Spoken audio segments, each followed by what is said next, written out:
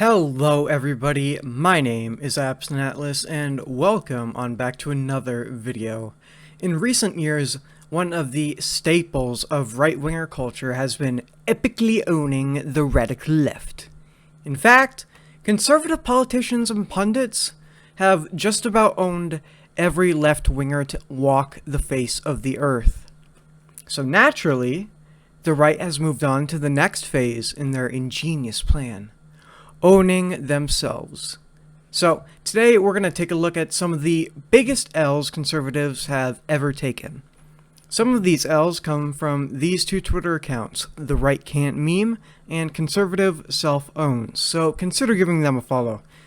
And that being said, if you want to see more epic conservative owns, consider subscribing and leaving a like on this video. Now, of course, we have to start this video off with an L from the greatest president to ever take office. Friend, did you see President Trump's email earlier? He released a secret video that he recorded for you. Follow this link and donate $50 to unlock President Trump's secret video message. Thank you, Team Trump. I'm going to be perfectly honest with you, this is actually a W for the right here. Trump fans simp harder than Pokimane Tier 3 subscribers. So naturally, the next step for a businessman like Donald J. Trump is to start an OnlyFans. And let's be real here, we don't need to pay $50 to infer what's behind that paywall. So, thank you, Mr. Trump, for being an inspiration to sex workers everywhere. Sarah Huckabee Sanders after her gubernatorial primary win. Quote, "We will make sure that when a kid is in the womb, they're as safe as they are in a classroom." Ah, yes, the United States is world-renowned for its incredibly secure classrooms. And also, does this mean Sarah Huckabee Sanders is pro-abortion? I mean, she's saying she won't do anything about abortions, right? Or is the implication here that abortions are legal just as long as they are performed using AR-15s?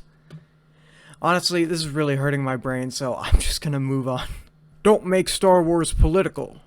1. Queer characters existing isn't political. 2. Star Wars is literally in our name. Please explain number 2. What's your point? The original Star Wars was an allegory of the Vietnam War. It absolutely was not, unless the Empire is the United States. Yeah, that literally would not make any sense. The United States could never do anything wrong, ever. We were just deciding what government was best for them, and executing women and children, and burning villages down with napalm. And the good guys always get the green and blue lightsabers, so of course this can't be accurate.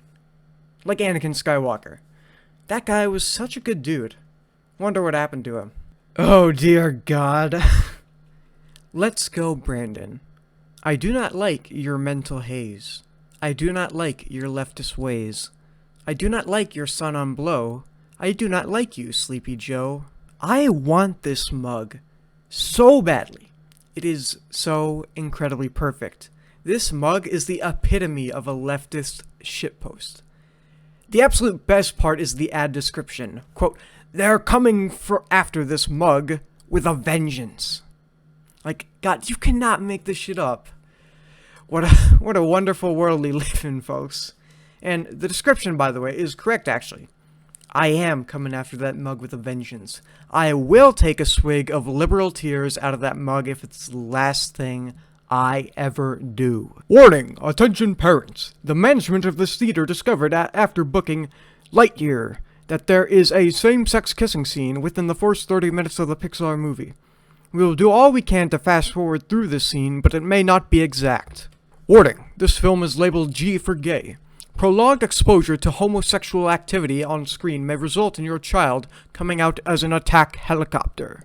Okay, for real. I love this sign so much. It's such a good example of blatant homophobia. These people are fucking terrified of the thought of seeing a gay couple kiss. It's so childish, except, well, children are terrified of, like a demon under the bed that, projectile vomits acid. These people are terrified of the drag queen under the bed. And really, to call their behavior childish is honestly offensive to children. Obviously, that demon would be so much more terrifying. Like, the demon, when you get home from school, would just vomit acid on you and you'd just be melted alive.